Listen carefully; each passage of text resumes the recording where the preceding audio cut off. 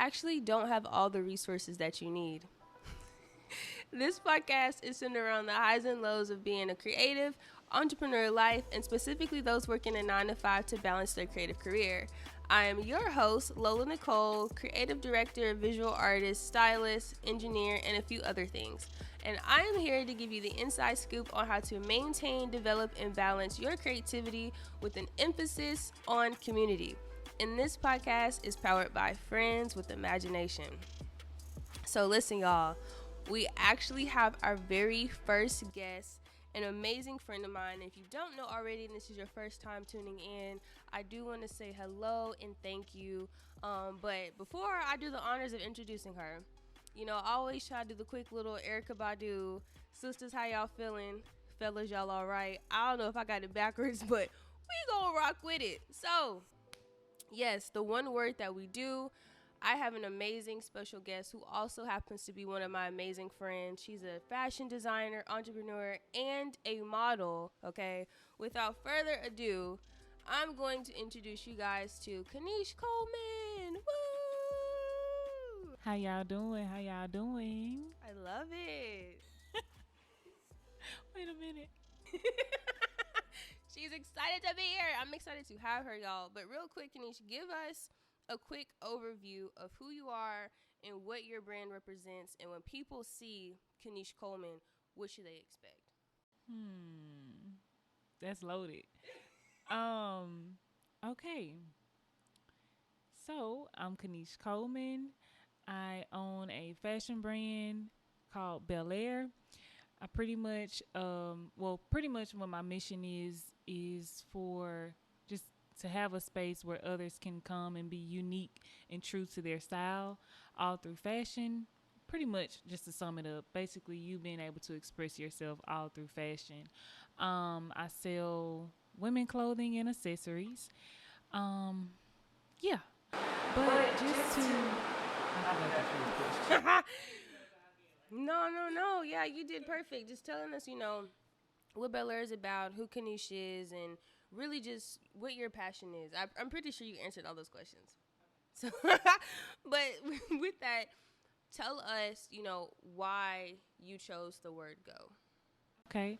Um, I chose the word go because I felt like it was just fitting to where I am in life. Just going and running with the vision that I was given. Just going and doing it. Even if I feel like I don't have the resources, for example, the money that I need, just going and using all of the tools that I have, everyone that I have around me, everything that I just have in my lap right now, taking advantage of today. And with that, just because I know the hooks are always like, girl, what are you talking about?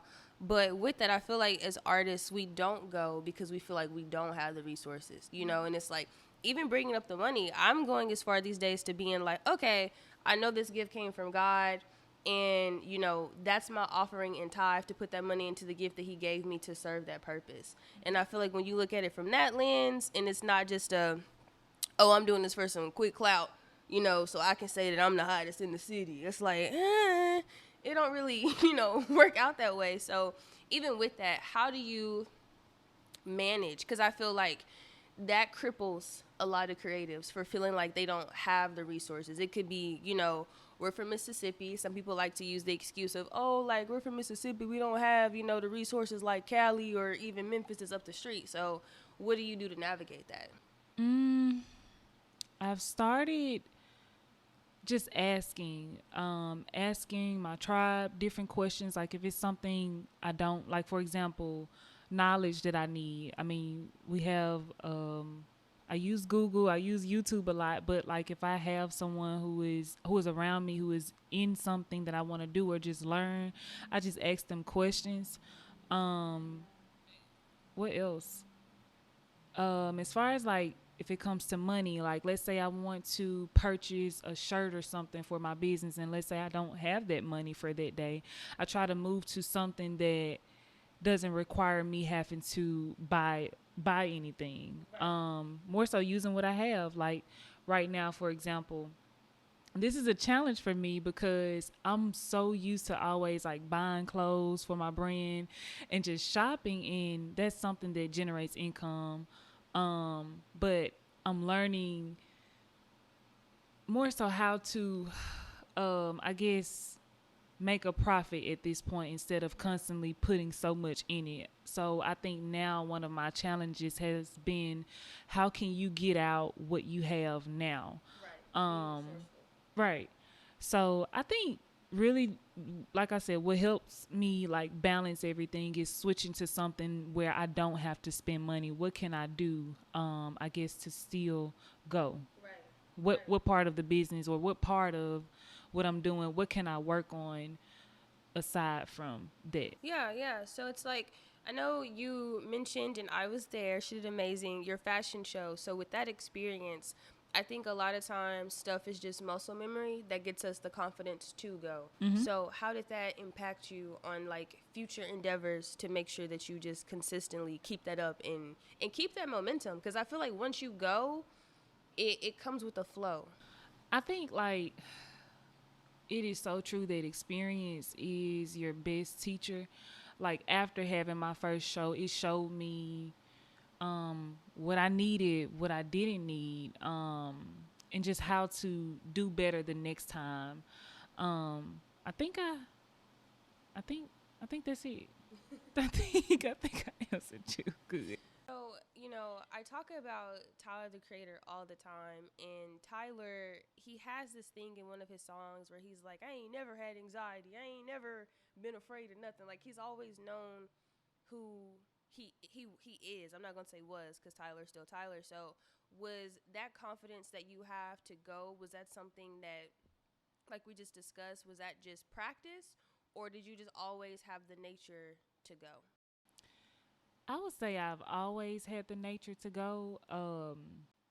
Now, I won't say that I've never dealt with anxiety. I've never dealt with, like, okay, should I do this? Should I not do this? How do I do this? Because honestly, when it comes to like a project I want to do, I have all of those emotions. But I think even in that, it's always been like this driving me to just go. So I have experienced those moments of where it's like I have to practice confidence. Like I have to tell myself, remember your why. This is something you love. This is something you love to do. Um, do it. So yeah. Do you also have with that, the things where you're like, oh, I don't know if I should do this. I don't know if this is a good idea. How do you lean on God in that process? Because a lot of times I feel like it's a thing of you trusting yourself and trusting God, because it's really all rooted in faith, because you never know if an idea is going to pop until you really do it. I think how God works, and I think is with all of us. I think God helps me through like confirmations. Like I'll either have someone, it could be a stranger, it could be a friend. They'll just come to me and literally present the same idea that I was like, oh, I don't want to do. I'm hesitant about. Like it's always a confirmation that I can count on. Like do it, just do it. You literally, you already know what to do. I've equipped you. Do it, but I'm not saying that I don't have those human emotions. So So with that though, before you get those confirmations, is there anything that I guess gets you to that point of hesitation of like, like, should I don't know, my friends are telling me yes, but how do you get over that hurdle of actually like, you know what, we're in it for the long run, either I'm gonna sit on here or I'm just gonna be in my room just looking at the ceiling being like, dang, like, I think is as I'm continuing to learn my purpose, I recently had a client that I styled, and she just shared with me. I'm not gonna go into detail, but pretty much she just shared a few things with me, and it just opened my eyes up to see like, wow, this is something that is needed. So more so is like, if I don't, I hate to say it in this way, but I look at it like if I don't do this, I can be taken out. So it's like, um, this is something that I've been equipped to do. So that means that I already know how to do it. I just have to overcome whatever those emotions, or I would say like hesitant moments try to make me not go, it's like I've already been equipped, and I just remind myself. I've lately I not lately, but I try to remind myself that this is my purpose. Right. So I think that's what keeps me like that's what keeps me that's what keeps me balanced. Yeah, and I don't want to say that it's fear, but I think that's one thing that helps you go, because it's like you were just thinking about something and you don't do it. And you get on Instagram, you're like, bruh, I move too slow.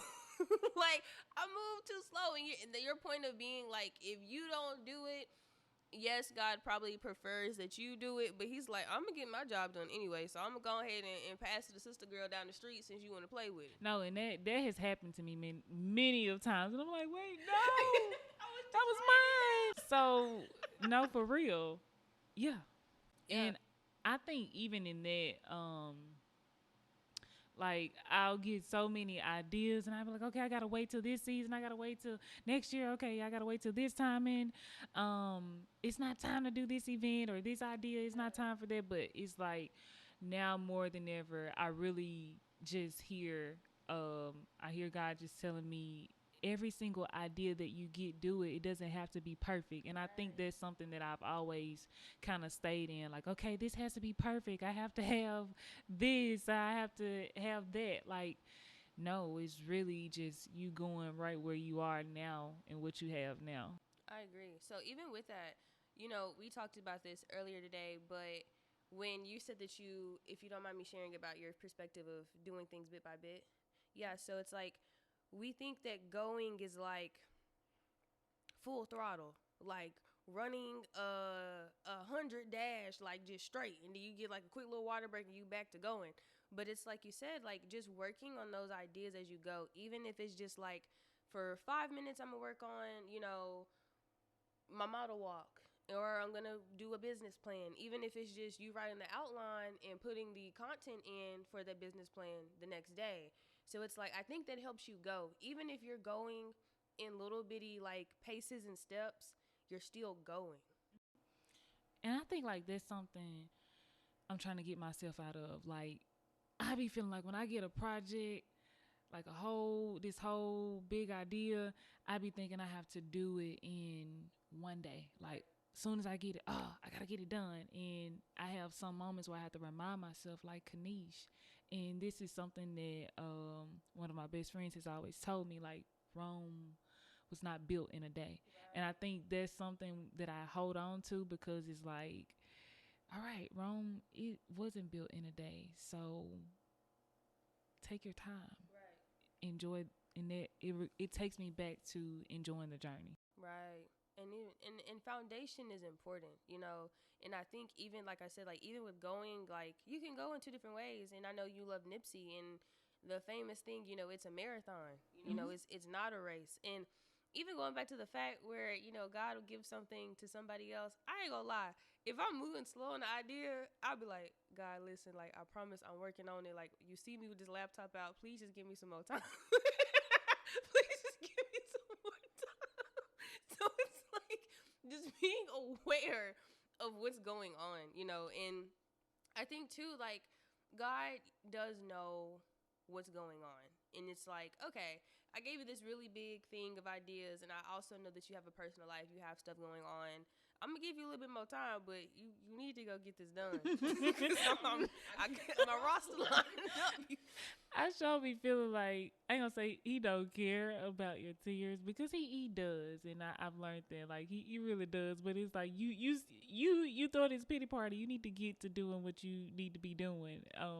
So. Girl, I'll be real. I'll be like that too. Like, all right, I'm doing it. I'm writing. All right, I'm doing it. But yeah. So with that, like when you, not saying, like you said, he doesn't care about our tears, but it's like on those days where it's harder to go, how do you get it in you to go?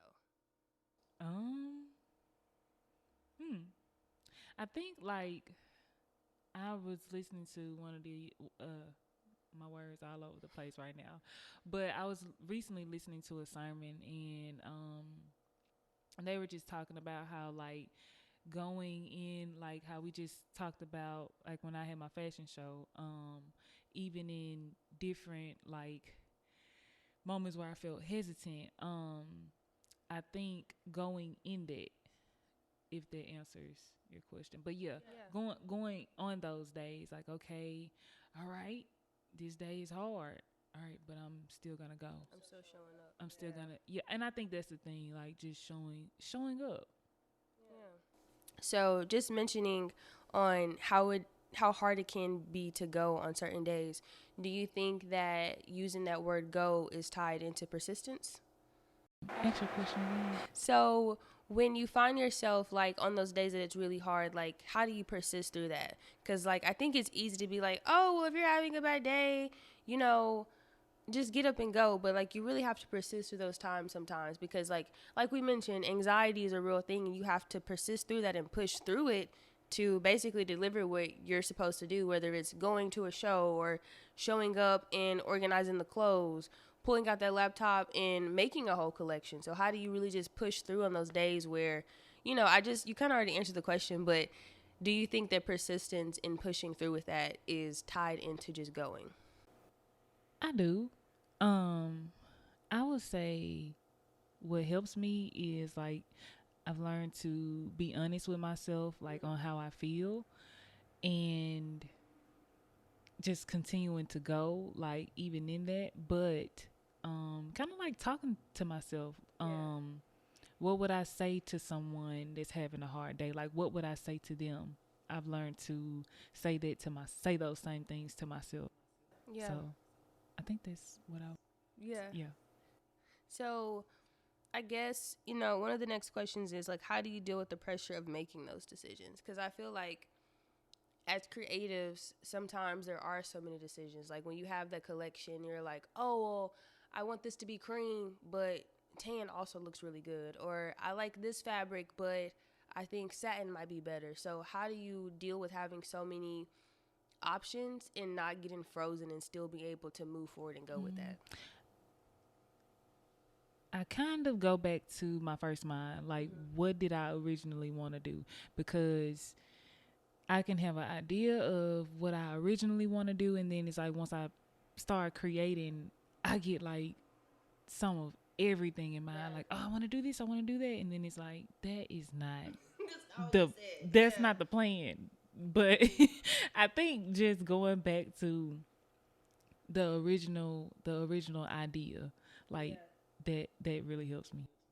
So with that though, how often do you find yourself being like, I don't know, I feel like sometimes, like I said, as creatives, like you be in a candy store, it's like, especially if you mess around and get on Pinterest, it's a wrap. Cause you'll be like, oh, I wasn't even thinking of that, but I like that. So with that, like, how do you remain steadfast? I know you said you do stick with your word, but like, is that something of you just making that decision, or do you end up weighing like not the pros and cons, but you know, if you wanted to use the cream color fabric versus the tan color fabric, like, do you even acknowledge that fact that you had another idea, or is it just immediately like, no, I said we're gonna do this, so we're sticking with this?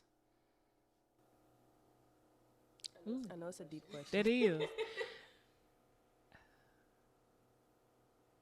I would be lying if I say that I think what I'm learning now with the way I create, I'm learning now that sometimes simple is always better. Like that again, like that original idea that I had, like circle back to that, because if I don't, I would say, okay, this is something new that I want to do. Like stick with my first mind. Like the next project that I have, I want to stick with the original idea, what was placed on the inside of me when I got that idea. That's something new I want to start doing, and just really thinking outside of the box. But to go back to answer your question, from past projects, I really wanted to pick everything. Like I really just, I don't know. I'm kind of stuck on these questions. No, it's cool. I feel like a lot of times that's like a battle with self though, because it is like, oh, okay, I really had this idea, and then like you see something else. And I'm not gonna lie, one of my friends had told me, you know, the reason why you haven't done this photo shoot yet is because you're stalling. Like, and I think a lot of times it's being crippled by decisions, but one of my favorite quotes, and I know I said my favorite quotes and I really can't quote it for real, but y'all gonna know what I'm talking about. It's like, our deepest fear is not that we're inadequate, but we're powerful beyond measure. And so that's where I find myself stalling, because I'm like, it sounds kind of crazy, but it's like, I be thinking some stuff is just so outlandish, and I'm like, well, I don't want to do it, because I'm not gonna lie, sometimes I don't move. I'm better nowadays, but I don't move out of like the fear of being perceived. You know what I mean? Because it's like, this could be my intention of putting this out here, but I don't know. And I think being perceived from past experiences hinders certain creatives from going, you know. Even just being younger too, like, I think a lot of stuff stems from childhood, because it's like, okay, you could think you had the finest drawing in the classroom, like you even colored outside the lines a little bit to give a little extra oomph, and your teacher be like, baby, that is not what I asked you to do. And you're like, well, I thought it was creative, and they're like, it's not. So I feel like that can stop people from going too, because especially in this day and age with social media and posting, it's like, you, like, seriously, we're talking about how TikTok is a whole different breed, but imagine like putting that work in the algorithm and studying it, like, oh, like these hashtags finna hit, this sound finna hit. And it could be, you know, as being creatives, usually our content is centered around our passion, right? So we have an emotional draw to it. So it's like, I'm finna post, this is finna go up. You get 200 views and 15 likes, and it'd be like, damn, well, I thought, you know, and that could stop you from wanting to continue to go, because you've been burned before. I say when it comes to content, it's really like, I'm not going to say away with the likes. I mean, because you do want to know, like, okay, I put this project out. What do you think? Right. But I really think it's like when you really stop focusing on likes, or when you don't focus on that, like, it just, I don't know. It's like, I'm doing this, whether if one person like it, 2 people, 1,000, whoever is supposed to get this, they're gonna get it. Yeah. You're doing it for you. Yeah. But now I will say this. I recently took a class, and it was it was a boutique class, and they were talking about how, like, studying, like, for example, your numbers when it comes to like emails, your website, and just things like that, studying those numbers so you can know, okay, my customer like this, my customer likes that. I guess it gives you like a way to study what your tribe is looking for, and how, I guess, you can cater to them in through your vision. So I will say that's something I have learned, like studying the numbers of Analytics, and not actually like the response almost. yeah. Yeah, I think those are two different things. I think that analytics is like, okay, I noticed that, especially, I think the game changes, especially as a creative, when you start looking at things in terms of marketing and not just posting, because that's something I've been seeing too on Instagram, is the difference between, just because you post is not marketing. You know what I mean? So I feel like if you're posting to market and you go and you look at those analytics and be like, oh, okay, well, they really liked when I did fashion how-to styles, like lookbooks, versus, you know, it was lower engagement when I did, I don't know, something else. And I think the vocabulary too is important, because like, I just kind of had this awakening that social media is really just engagement. So it's not the fact of like, oh, this is a really bad idea. It could be the most beautiful painting in the world, but it wasn't presented on social media in a way for somebody to engage. So it's not a reflection of your work. It's just, I mean, our attention span is very small these days. We want to see a quick reel of you throwing paint everywhere, doing backflips, skydiving out of helicopters, you know. So it's like, again, it's like you said, the numbers don't matter. It's really the analytics in how you use the numbers. Because I do think if you get caught up on, and again, Tyler the Creator, you need to come on this show. I'm speaking into existence. But Tyler, he did a whole thing at one of his sets is like, don't worry about the numbers, you know. And it was more so dedicated to music artists. And I think that, you know, one of the biggest creatives in our society are music artists, the rappers, the singers. In a way, they are what shapes the culture, whether it's good or bad. So before you even get to the point of shaping the culture, you do get 0 streams. You do get 5 streams. It's the homies in the neighborhood that's playing the songs, you know. So it's like you can't get lost in the numbers. Even I'm not even trying to be shady because I'm with the homies in the neighborhood that's playing y'all songs. All them streams y'all getting, half of them is me. I can show you with my recap. Let them know, okay? But I do think that that's part of it. Anyway, I just went this whole rant. But yeah, numbers don't matter. It's how you use the numbers. So just on a more positive outlook, is there a time where you just made the decision to go? Like you just did it and it gave you a way better outcome than you could have imagined? I wasn't at the mic, but let's circle back to that. Okay. That's perfectly fine. So with that though, when you are getting to the point of, you know, just doing things of not out of hesitation, we're really big on community and friends and imagination. So how does your circle work with you to get you? Like, do you lean on your support system a lot to give you, to allow to pour into you to, you know, basically go? Mm-hmm. I think, honestly, everybody in my tribe, like, has told me the things that they see in me, even in moments where I may not see, like, okay, you see that? Okay. Like that gives me like the fuel to just go. But I think just the words of encouragement with any idea that I have, it is like now I think I'm at a point of where it's like, you know what?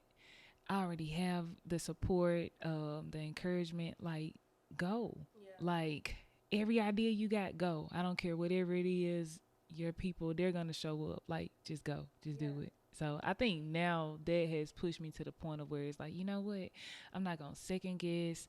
I'm not going to seek validation about it. Like, if I got the idea, that means that it was placed into my heart for a reason. Right. So I'm just going to do it. And, yeah. I think that's important, though.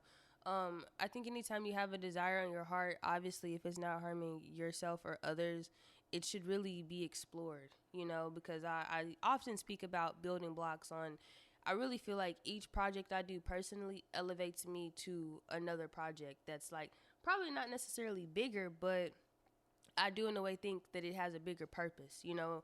And like we said, like, it's practice, it's muscle memory. Like the same way you go to the gym and you start out lifting 5-pound weight, you move to 10, 15, and now you at 40. Like you pushing the weight when you use that brain of creativity. And I will say, I feel like the best way to exercise creativity and build it and maintain it is to keep using it. It's like any tool, just like all of us that have passions. If you sew for 3 months, 6 months straight, and you stop sewing for a year, you still have it, but it's a little bit harder to use that tool. So I feel like just the same way that we treat everything else, I really think that creativity, like, is a muscle. Mm-hmm. So, you know, I want to start asking people that come in on the show and talk. I'm all about that inner child, because I do believe that we're, especially creatives, just all, I'm trying not to cuss, big kids. And we're just getting to the point now where we have the financial freedom. We don't have the naysayers, because we decide who interacts in our reality. So basically, do we want to do with kids? You know, you see grown folks going to Target and buying Legos because that's what they wanted to do. So what advice, you know, if you could talk, now I'm finna hit you with a big one, so prepare yourself. If you could talk to your adolescent self or even teenage self, like, what advice would you give yourself to just go, you know? And I know that we don't necessarily have regrets, but if you ever think, Lord, I'm stuttering too now. If you ever get to a point where you're like, you think of an instance in your childhood that stunned you a little bit. Like I said, I know this isn't your case, but a teacher told you, hey, that's a terrible idea, and you stopped drawing until you got to be older. What would you tell your younger self to keep going if there's anything that hindered you to like just pause and be hesitant? That was such a long question. But it's good. Okay. I will say avoid comparisons. Like I remember in high school, in one of my classes, we were given like this assignment to all of us. I think this was like my junior year of high school, but we were given this assignment to basically write down our career and what we wanted to do. And as everybody was writing their careers down, I wrote mine down, and it's like we had to write down like the salary that we would make based off of like Google results and stuff like that, based off of what we wanted to do. And I think I put fashion designer, or just I can't remember exactly what role I put, but I know it was fashion. And when I saw my salary from Google, I wrote it down, and everybody was like, baby, you probably need to find another career. But not saying that they put me down or anything, because they didn't. But that was realistic. Like I was even looking at it like, okay, is this something I need to be going in? Is this something that's gonna be able to sustain me? And I think that's the thing. But I will say, if it is an idea that God has given you, you could be wanting to sell pencils, and nothing is wrong with selling pencils at all. Like that is not a joke, and I don't know why Lola is laughing, but she can laugh. But no, for real, like if you want to sell pencils and that is something that you're passionate about, like do it. If that is an idea that God has gifted you with, literally do it. I mean, I like How many brands of pencils? Oh. I'm not even gonna say that, but like, how many people need pencils? How many schools there are? Universities, elementary schools, high schools in the world. Like, everybody all around the world needs a pencil. But I just use that example just to say, like, don't compare. And that's a hard thing to say, because I will say, like, I had to grow out of that, like not comparing. Like, okay, God, all right, should I go in this career or that career, because this right here don't seem like it's probably gonna make me any money.